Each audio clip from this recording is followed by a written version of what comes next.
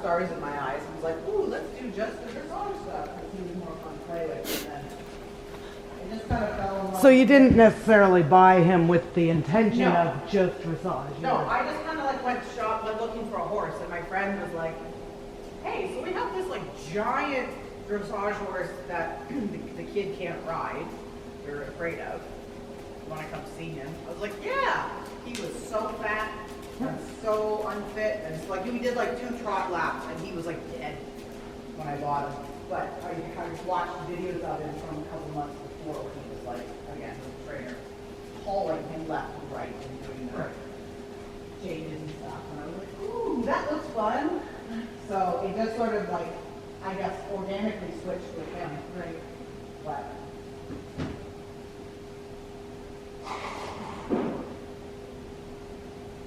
all right.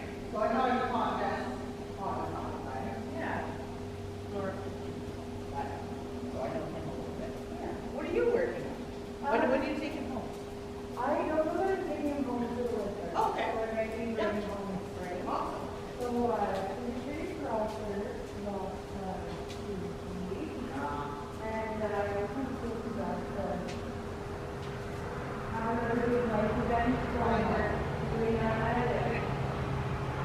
And then like my place is like creating the work and creating great pictures. So we have 7 types of them, but only the friends who have eaten better. So like usually it's just I have a person Yeah.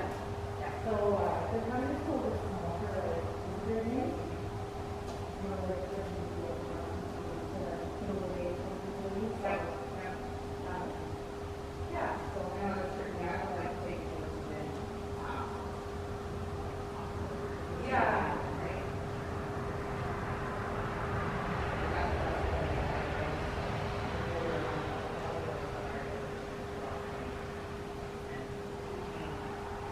I already was sort of doing the same thing.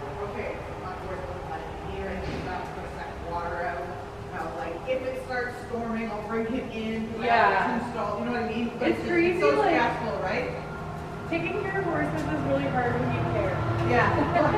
Honestly, it's what's that saying for parenting too? It's like it's only hard if you do it right. Yeah. Whatever, because you're You actually feel guilty. you're so involved, you're always stressed because you're worrying about everything, and Yeah. you know.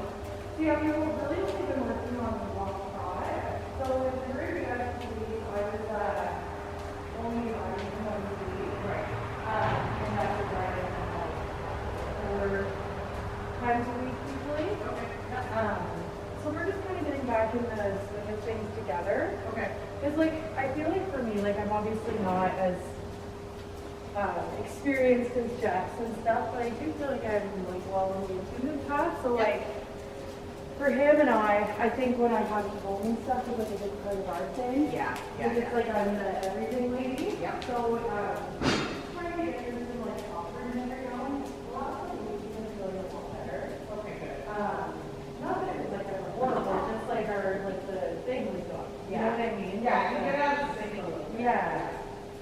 So No, I get it. yeah, we're just kind of getting comfortable again, I guess. And like I did ride him while he was here. But some weeks due to life, like obviously Jess would pick up another ride and I would lose my weekly ride. Yeah. But since we've had him on the, I'm not problem with doing a lot of riding, because I do a little bit crafty, like sometimes he can do exercise, like very longer.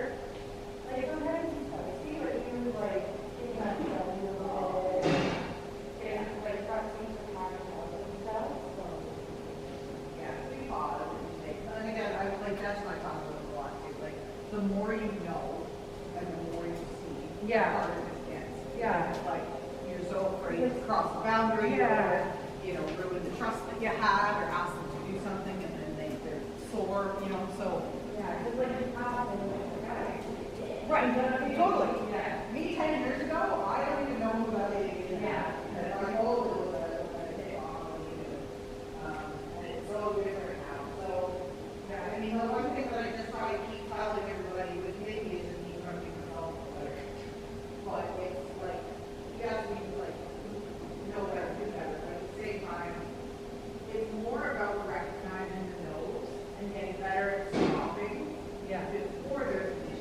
Yeah. Versus having this idea, because really we all should just sell horses and not have them and whatever, because we're always in the way and create problems, you know? Yeah.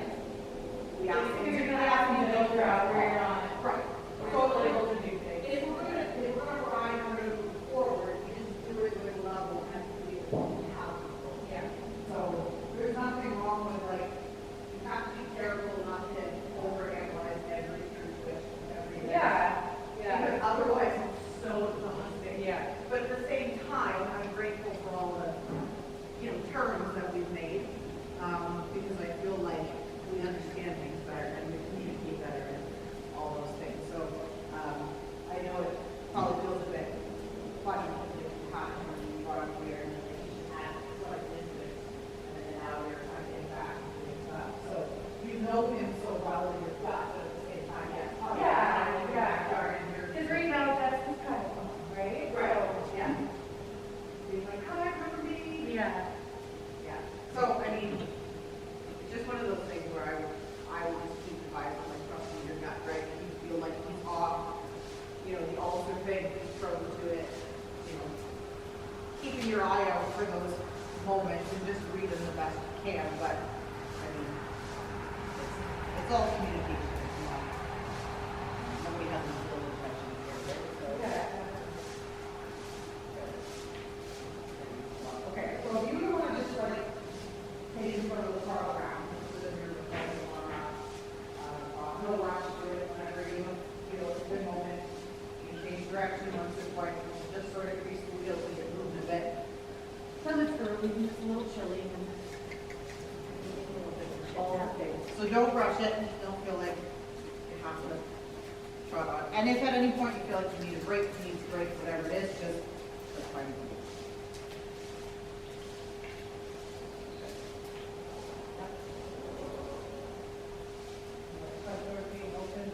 Nice big straight line. Breathe out, in through your nose, out through your mouth. Close your eyes and cross.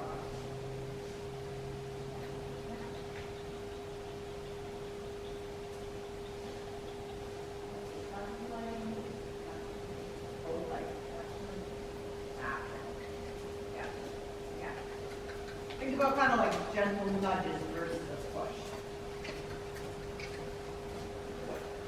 And if you need me to pick up a stick, I will. That's what weird too. Like, we just- Early, yeah, ready to go.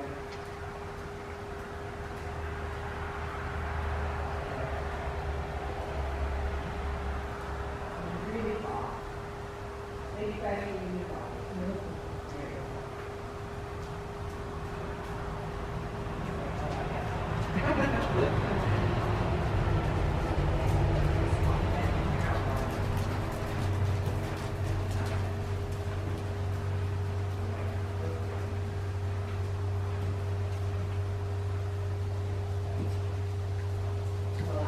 Knee a little bit, drop your foot down. Good. Trust your boots to anchor you on either side of him so that, our legs are supposed to be against the horse. Sort of like that front spaghetti noodle, right? It's there, but it's not on, it's not tense. It has to sit in a truly neutral position unless we need to use it. So if we're just trotting around and not asking any questions, you're just basically, there's like supporting pillars on either side. Make sure we don't carry tension in our hips, we don't carry tension in our quads, we don't carry tension in our knees, and we kind of drop down to the boot. The longer you can make your leg, the more effective you can make your leg. Not all of us are blessed to be 6 feet tall, but we could pretend. We're trying to gain those extra couple of inches by the next spot. So, even there, softer in your knee. Good, that's better. Sometimes it's hard in the dressage saddles too to kind of get in the habit of being a little against the knee roll because they're there, for support.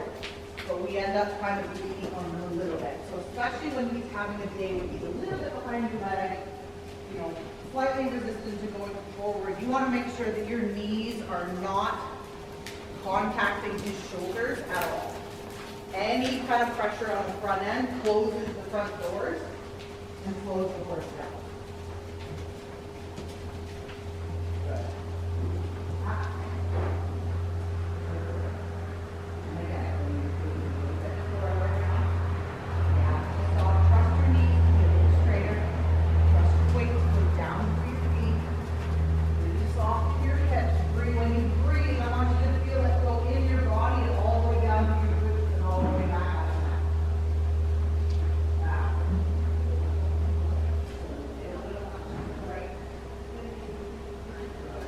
We want this nice kind of gooey, light, bouncy connection in the ring where his neck always feels good. So, like a fish in the water, right? If a fish needs to be able to kind of paddle gently all the time in order to stay afloat. So, in order to do that, they can't hold tension, they can't have anything blocking their tail from that gentle swing. A horse's neck is very similar. It's their balancing rod and it needs the freedom to move. So that means the rider's body and the rider's contact that comes with that has to be very open, very fluid, and following the horse's movement. So we have to allow him to carry his own head and neck. All we do is carry the weight of the bit itself to make little tiny tweaks every now and then.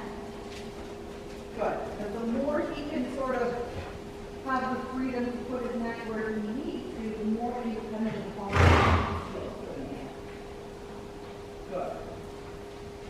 And if he gets a little bit quick, if you feel like you kind of let go and he speeds off a bit, I want you to take a deep breath, and I want you to just slow your hips down and kind of pop your chest out a little bit against the wind. So you don't allow him to take your body forward in space and as fast as he's trying to do. Right?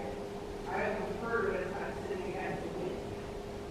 That's the rhythm, the tempo, all of that comes from you and your seat. That's lovely there. Good. Really soft, like go in the elbow a little bit, feel nice and loose in your arms. That's it. Softer in that left knee. Good. There. Feel how the second you kind of loosen it a little bit, your weight kind of comes down and around the side there. And then he naturally kind of relaxes against his leg.